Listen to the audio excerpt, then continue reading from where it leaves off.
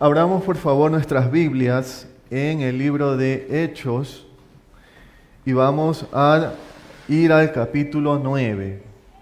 Hechos capítulo 9 y vamos a leer desde el versículo 26. Hechos 9 del 26 en adelante. Dice la palabra de Dios: Cuando llegó a Jerusalén, trataba de juntarse con los discípulos, pero todos le tenían miedo, no creyendo que fuese discípulo. Entonces Bernabé, tomándole, lo trajo a los apóstoles y les contó cómo Saulo había visto en el camino al Señor, el cual le había hablado, y cómo en Damasco había hablado valerosamente en el nombre de Jesús. Y estaba con ellos en Jerusalén, y entraba y salía, y hablaba denodadamente en el nombre del Señor, y disputaba con los griegos, pero estos procuraban matarle. Cuando supieron esto, los hermanos le llevaron hasta Cesarea y le enviaron a Tarso.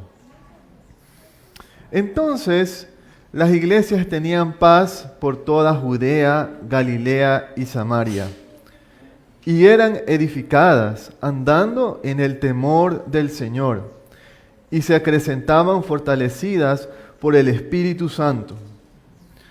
Aconteció que Pedro, visitando a todos, vino también a los santos que habitaban en Lida, y halló allí a uno que se llamaba Eneas, que hacía 8 años que estaba en cama, pues era paralítico. Y le dijo Pedro: Eneas, Jesucristo te sana, levántate y haz tu cama. Y enseguida se levantó, y le vieron todos los que habitaban en Lida y en Sarón, los cuales se convirtieron al Señor. Había entonces en Jope una discípula llamada Tabita, que traducido quiere decir Dorcas. Esta abundaba en buenas obras y en limosnas que hacía. Y aconteció en aquellos días, enfermó y murió. Después de lavada, la pusieron en una sala, y como Lida estaba cerca de Jope, los discípulos, oyendo que Pedro estaba allí, le enviaron 2 hombres a rogarle: no tardes en venir a nosotros. Levantándose entonces Pedro, fue con ellos, y cuando llegó, le llevaron a la sala, donde le rodearon todas las viudas, llorando y mostrando las túnicas y los vestidos que Dorcas hacía cuando estaba con ellas. Entonces, sacando a todos, Pedro se puso de rodillas y oró. Y volviéndose al cuerpo dijo: Tabita, levántate. Y ella abrió los ojos, y al ver a Pedro se incorporó. Y él, dándole la mano, la levantó. Entonces, llamando a los santos y a las viudas, la presentó viva. Esto fue notorio en toda Jope, y muchos creyeron en el Señor, y aconteció que se quedó muchos días en Jope, en casa de un cierto Simón curtidor. ¿Qué es un milagro? En la naturaleza existen leyes de causa y efecto. Si yo cojo esta carpeta y la suelto, ¿qué va a pasar? Se va a caer, ¿verdad? Por efecto de la gravedad. Si llueve, la tierra se moja. El fuego quema la madera y hay brasas.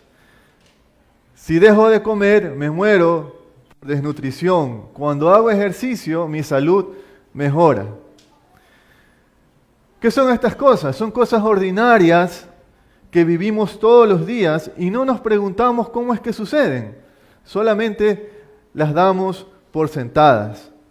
A veces olvidamos o ni siquiera pensamos en que Dios sustenta todas las cosas.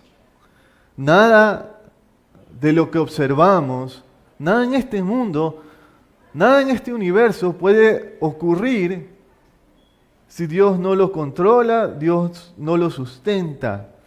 O sea, Dios no creó todo lo que existe y las leyes de la naturaleza y dejó el mundo en curso.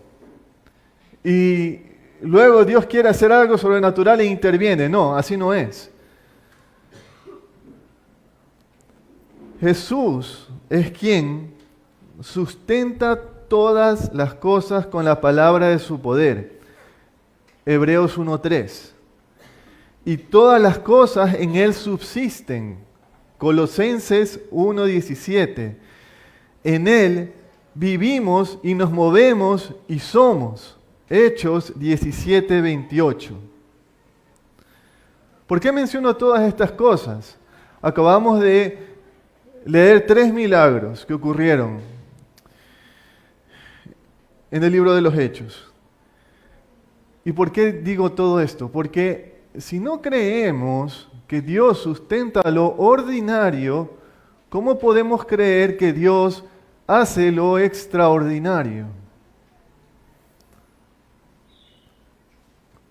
Hay momentos donde Dios decide cambiar estas reglas de causa y efecto porque quiere mostrar su poder de una forma especial y extraordinaria para un propósito determinado. Esto es lo que llamamos un milagro. Ahora hay muchas definiciones de milagro y estoy seguro de que cada uno de aquí tiene una opinión distinta de lo que es un milagro, pero la definición que más me gustó y pude encontrar es la siguiente.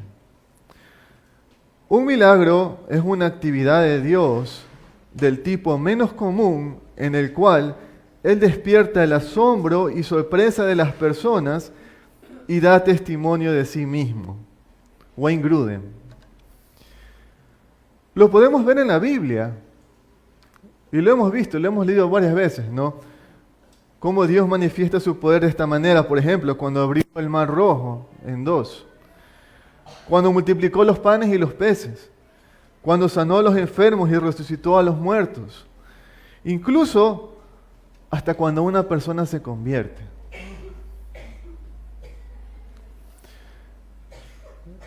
¿Cuál fue el milagro en la vida de Saulo? De nuestra lectura que acabamos de hacer en Hechos 9, entendemos que Dios hizo un milagro en su vida, transformando completamente su forma de pensar, su voluntad, sus deseos. Y los cristianos, o la Biblia, ¿qué nombre le da a esto? El nuevo nacimiento. Saulo respiraba amenazas de muerte y pedía autorización al sumo sacerdote para llevar a los cristianos a la cárcel. Eso es lo que dice el texto. Respiraba amenazas de muerte. En Hechos 9, ustedes lo pueden leer. Prácticamente la misión de este hombre era atrapar cristianos vivos o muertos. Daba igual, con tal de detener este movimiento.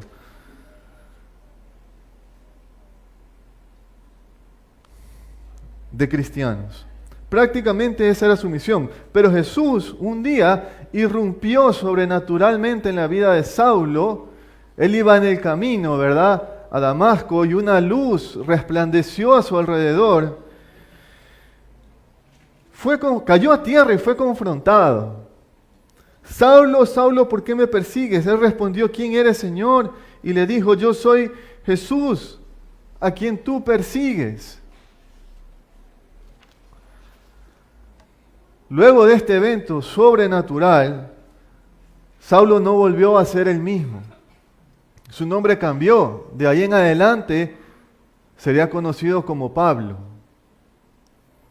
Se convirtió en misionero y predicador del Evangelio de la gracia de Dios. Este hombre, que antes perseguía a la iglesia, encarcelaba a cristianos, mataba a cristianos, odiaba todo lo que era Jesús y todos sus seguidores, de repente comenzó a amar a la iglesia. Fundó varias iglesias, las pastoreaba. Siempre buscaba un lugar nuevo a donde ir a predicar el Evangelio. Y prácticamente llegó a todo el mundo conocido de aquella época. Desde Jerusalén hasta posiblemente España. Cubrió todo el mundo conocido. Predicaba la gracia de Dios. Se sacrificaba. Él llegó a decir, prefiero perder mi salvación con tal de que mis hermanos judíos se salven. ¿Cómo pudo ocurrir un cambio tan radical para que de un momento a otro, de la noche a la mañana, cambiar completamente tu forma de pensar, de sentir, actuar? Esto es lo que nosotros conocemos como el nuevo nacimiento. Este nuevo nacimiento es un acto sobrenatural de Dios donde Él transforma un corazón endurecido por el pecado en uno que ame y glorifique a Dios. Esto podemos leerlo en Ezequiel, capítulo 36. Del 26 al 28 dice la palabra de Dios: os daré corazón nuevo y pondré espíritu nuevo dentro de vosotros y quitaré de vuestra carne el corazón de piedra y os daré un corazón de carne.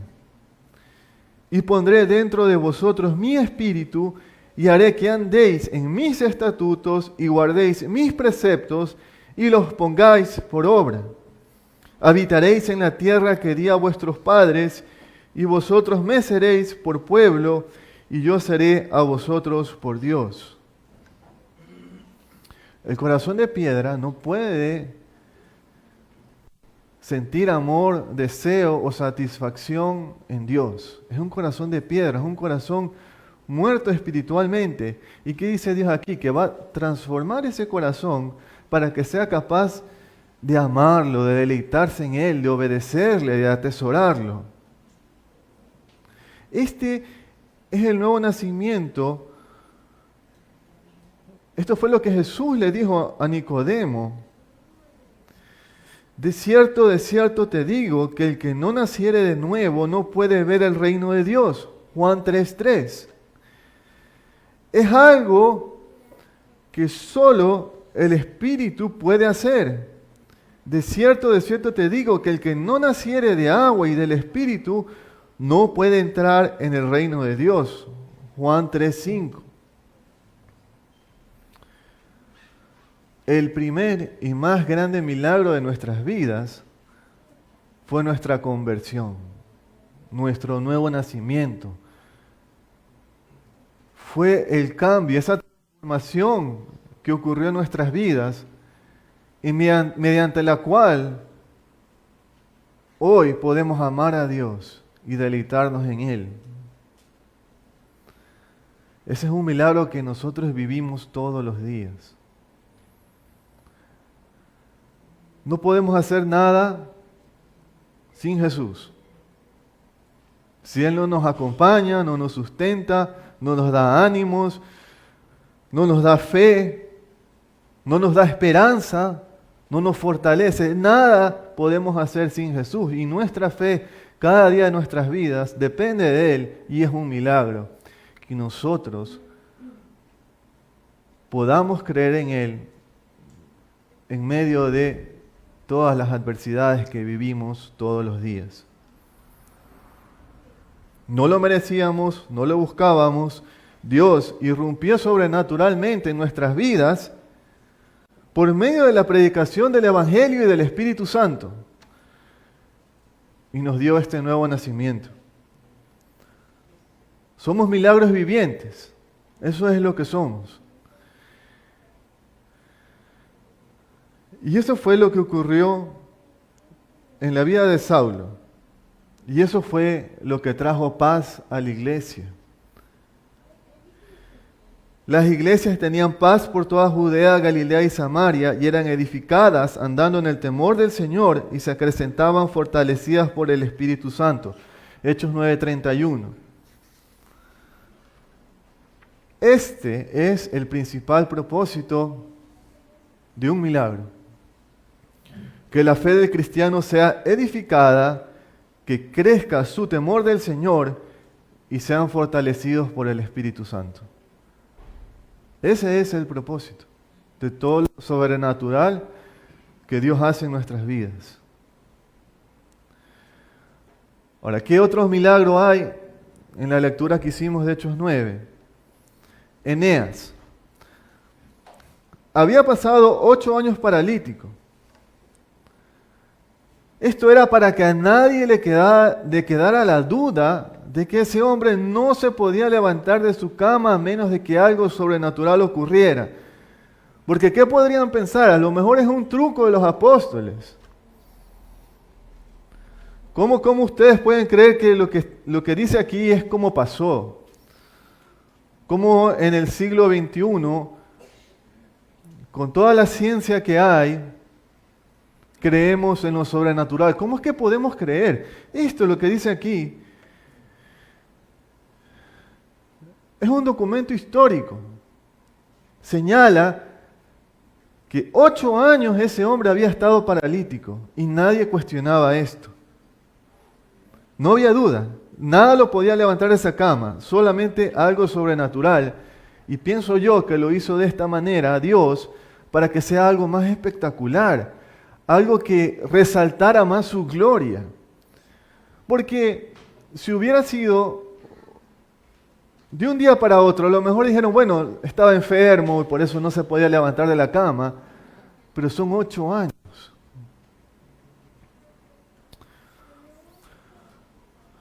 No sé cuál haya sido exactamente la condición por la cual Eneas quedó paralítico. El texto no lo dice, si fue responsabilidad de él o no. Pero esta historia me recuerda cuando Jesús sanó un ciego de nacimiento. Los discípulos le preguntaron, Señor, ¿quién pecó ¿Este o sus padres? ¿Quién pecó? O sea, ¿quién hizo lo malo y por eso quedó ciego? Causa y efecto, miren cómo piensan los discípulos. Causa y efecto, tuvo que haber pasado algo. Pero Jesús les responde, no es que pecó ni sus padres, sino para que las obras de Dios se manifiesten en él. Juan 9:3. O sea, Dios tiene un propósito para todo lo que vivimos en este mundo. ¿Y cuál es el propósito de Dios? El propósito de Dios no es exaltarnos a nosotros, hacer lo más posible de nosotros. El propósito de Dios es glorificarse. Porque como este hombre que pasó 8 años paralítico, ¿qué podían pensar de él? Pobre hombre. Nadie podía decir, envidio la vida de ese hombre. Pero Dios, en su soberanía, preparó todo esto porque quería manifestar su poder.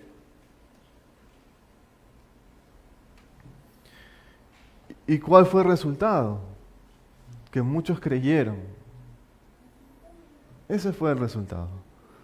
Muchos creyeron en su nombre. Así son los propósitos de Dios.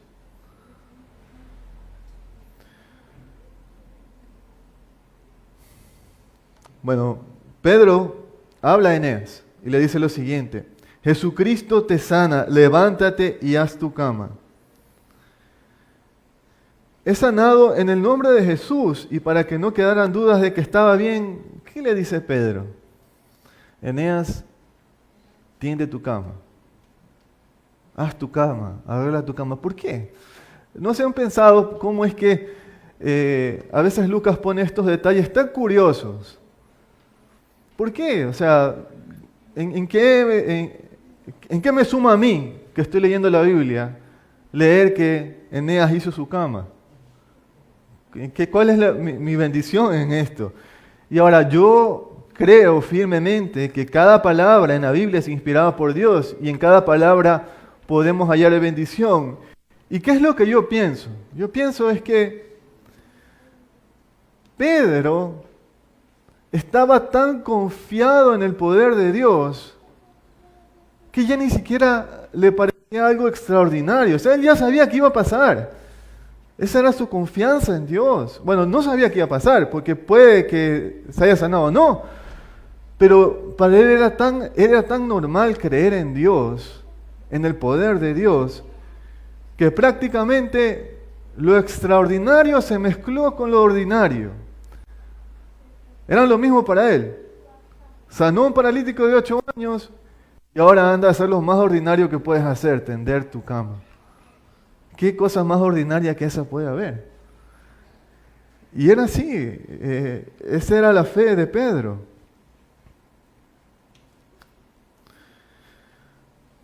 Ahora, el caso de Dorcas, eso fue más espectacular todavía. Ya había muerto y la habían lavado. Esa era la costumbre que tenían los judíos antes de enterrar a sus muertos. Eso era lo que ellos hacían, estaba muerta, no había ninguna duda de aquello, no era un truco. Aquí hay un registro histórico de que incluso la habían lavado, estaban a punto de enterrarla, lo cual también me recuerda a otro milagro de Jesús, cuando Él resucitó a Lázaro. Él llevaba 4 días muerto. ¿Y qué dice Jesús sobre toda esta situación? Esta enfermedad no es para muerte, sino para la gloria de Dios, para que el Hijo de Dios sea glorificado por ella. Juan 11:4. Era para su gloria, no era para otra cosa. No era para exaltar a Lázaro, no era para exaltarte a ti o a mí, era para la gloria de Dios.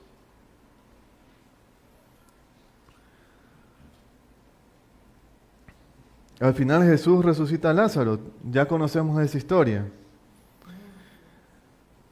Ahora, volvamos a la muerte de Dorcas. Este suceso había afectado a la comunidad cristiana en Jope. ¿Quién era Dorcas?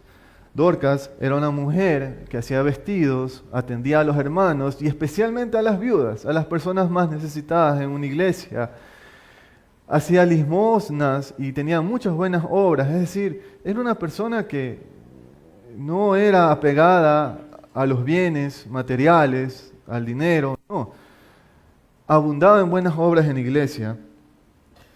Y cuando ella murió, fue una gran pérdida para la iglesia.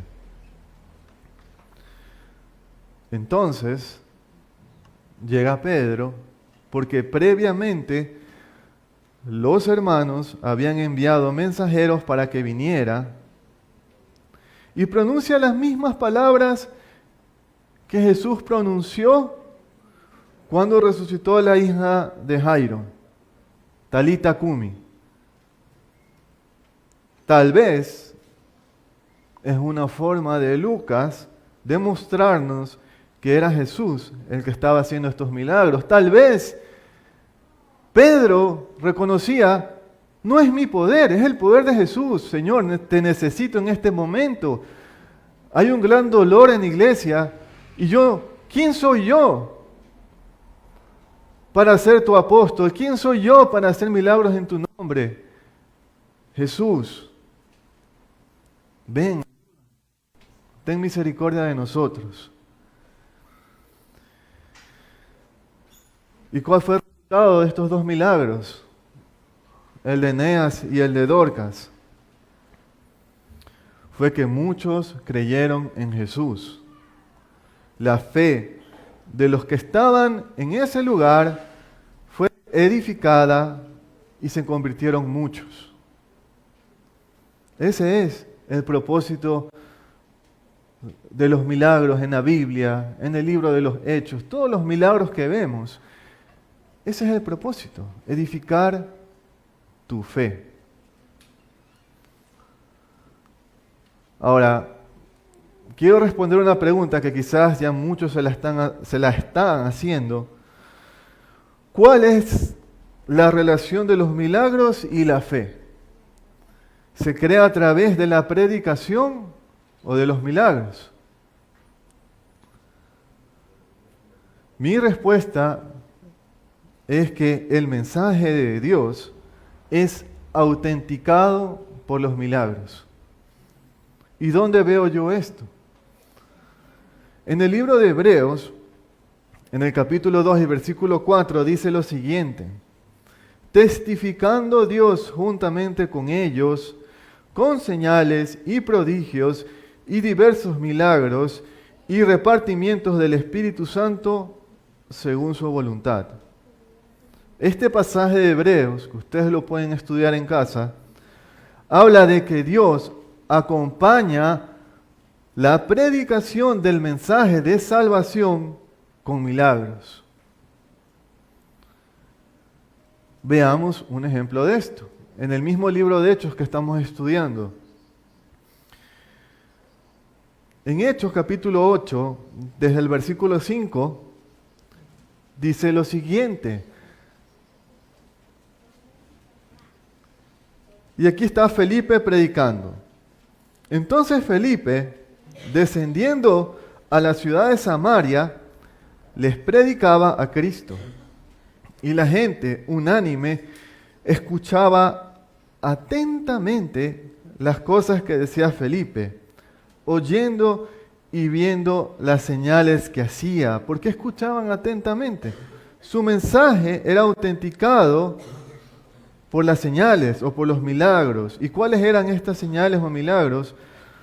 Porque de muchos que tenían espíritus inmundos, salían estos dando grandes voces, y muchos paralíticos y cojos eran sanados. Así que había gran gozo en aquella ciudad. Eso era lo que eran los milagros. Autenticaban el mensaje del Evangelio que traían los discípulos, que traían los apóstoles. Era una evidencia de que no era cualquier mensaje. No eran charlatanes. Era el mensaje de Dios.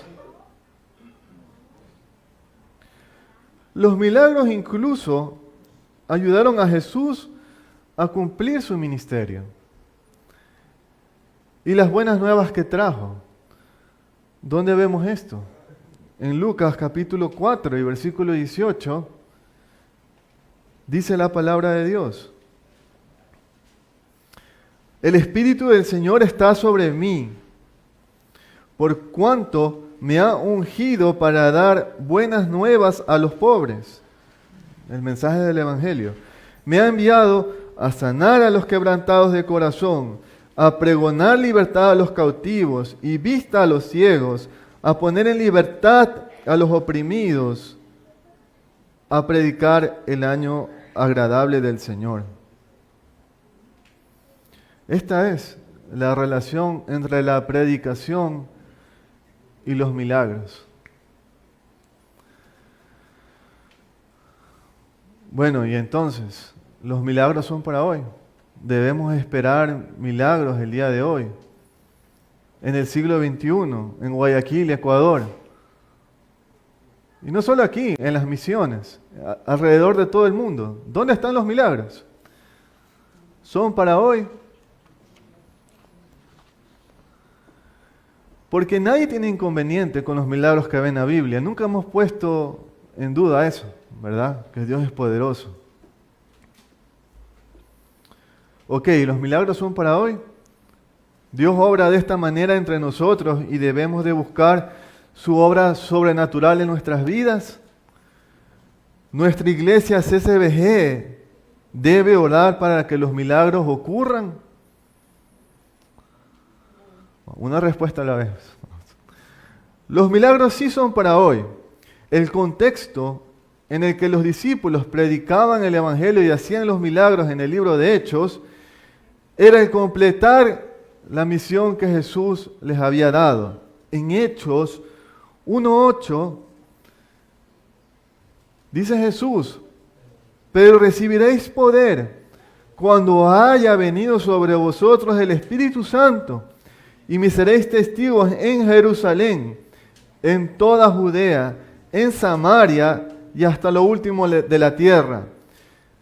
Y ahora les pregunto yo, ¿se ha predicado el Evangelio hasta lo último de la tierra? Hasta la tribu más recóndita, en el bosque más recóndito del mundo, en la montaña más recóndita del mundo, se ha predicado el Evangelio. Todos los países del mundo le han abierto la puerta al Evangelio, o hay persecución en Medio Oriente. En los países asiáticos. Ahí no hay la libertad que tenemos aquí. Ahí no te puedes abrir una iglesia y predicar de Jesús. En el mejor de los casos te llevan encarcelado. Ok, entonces todavía está vigente esta promesa. Todavía. La misión no se ha terminado. ¿Y por qué? Jesús mismo dijo que Él iba a regresar por segunda vez una vez que se haya predicado el Evangelio en toda la tierra. Y aún eso no ocurre. Está vigente esta promesa. Aún el día de hoy tenemos poder del Espíritu Santo. Aún el día de hoy Dios obra sobrenaturalmente en nuestras vidas.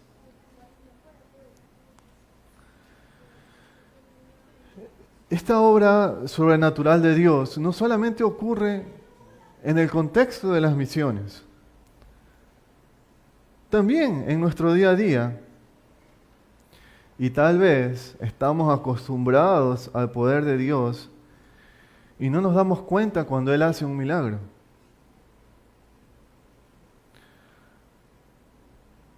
Cuando nos llaman de un trabajo, llevamos meses aplicando y de repente el reclutador nos llama de entre miles de carpetas. Quiero que vengas a dar una prueba y hacer una entrevista. ¿Casualidad? Una madre viuda que logra criar a sus hijos y darles una buena educación. Es porque gente buena siempre hubo en su camino. La persona que dice que unos centímetros más y hubiera chocado su carro, y quién sabe qué le hubiera pasado a su familia. Un buen samaritano que justo pasaba por tu casa y te dejó la comida del mes cuando ya no había más en el refrigerador y te preguntabas qué íbamos a comer esa noche. Atribuimos estos hechos a Dios o a la casualidad o a nuestra inteligencia o a nuestro carisma, a nuestras capacidades. ¿A qué atribuimos eso?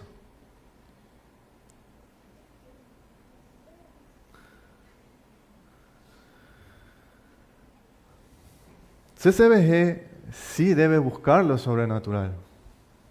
¿Por qué no? Nuestro Dios es asombroso, omnipotente, y cada cosa que hace por nosotros lo glorifica. Lo glorifica a Él, no a nosotros. A Él como nuestro Padre y nuestro Rey. Entonces, ¿buscamos lo sobrenatural para qué? ¿Para exaltarnos a nosotros o para glorificar a Dios? ¿Para que avancen las misiones?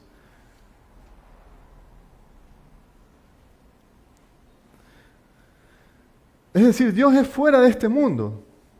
Cualquier cosa que haga aquí es sobrenatural. Ya sea que seamos misioneros en el campo o cristianos guayaquileños de CCBG, Dios aún obra milagros entre nosotros. Jesús está vivo el día de hoy y está entre nosotros.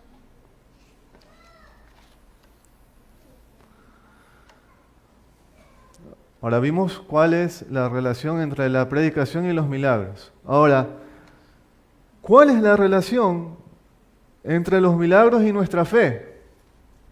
¿Nosotros vivimos por los milagros o vivimos por la fe? Que los milagros sean para hoy y que debamos buscarlos no significa que ese debe ser nuestro objetivo final. ¿Cuál es ese objetivo? Porque Dios no solo se glorifica mostrando su poder extraordinariamente, también se glorifica en sus hijos que dependen de Él. Pablo tenía un aguijón en su carne y oró 3 veces para que Dios se lo quitara y no pasó nada. ¿Cuál fue la respuesta de Dios? Bástate mi gracia porque mi poder se perfecciona en la debilidad. 2 Corintios 12:9. ¿Qué era lo que tenía Pablo? Una enfermedad, un defecto físico, la persecución de los judíos, hambre, necesidad. No lo sabemos. El texto no lo dice. Pero Dios pudo haberlo librado, sí.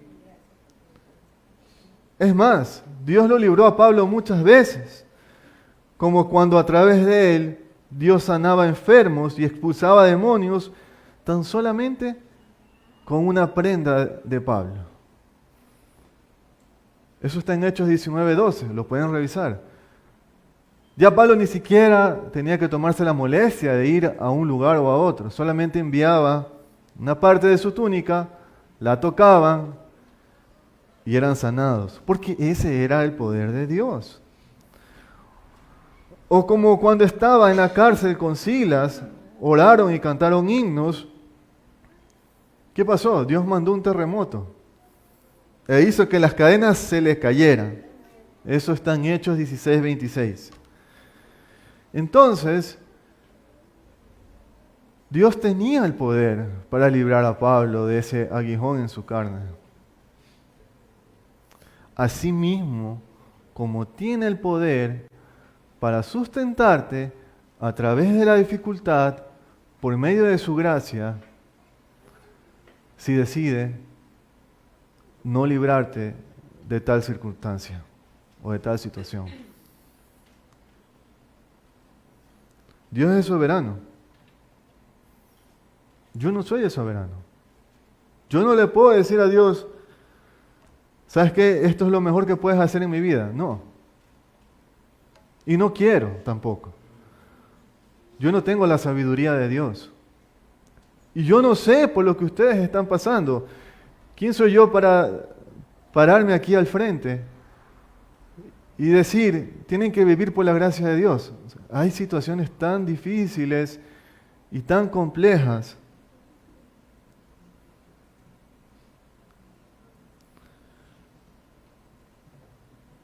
Pero Dios dice, bástate mi gracia. Entonces, yo no quiero que nuestro fin sea el milagro, nuestro objetivo final. Yo quiero que Dios sea tan valioso para nosotros y que nuestra fe sea tal que no importa la situación en la que estemos, nos da igual si nos libra o no. Porque si tenemos a Dios, lo tenemos todo. ¿Quién tiene más?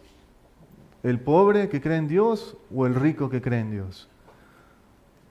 Ninguno, ambos lo tienen todo. Ambos. Si tienes a Dios, lo tienes todo.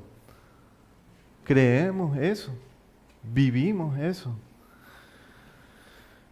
Yo quiero que en la adversidad podamos decir, si tú deseas, Señor, no es mi voluntad, es la tuya. Si tú deseas, Señor, líbrame y te glorificaré.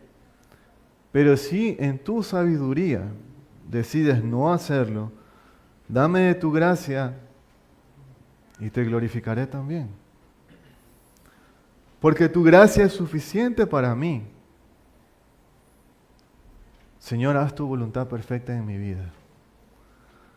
Esa debe ser nuestra oración. No digo que no busquemos el poder de Dios, busquémoslo, porque eso lo honra y lo glorifica como Dios Todopoderoso. Pero eso no es lo principal. Lo principal es que confiemos en Él, lo valoremos, lo atesoremos, que no necesitemos nada más en esta vida, solamente a Dios, porque si lo tenemos a Él, lo tenemos todo. Oremos.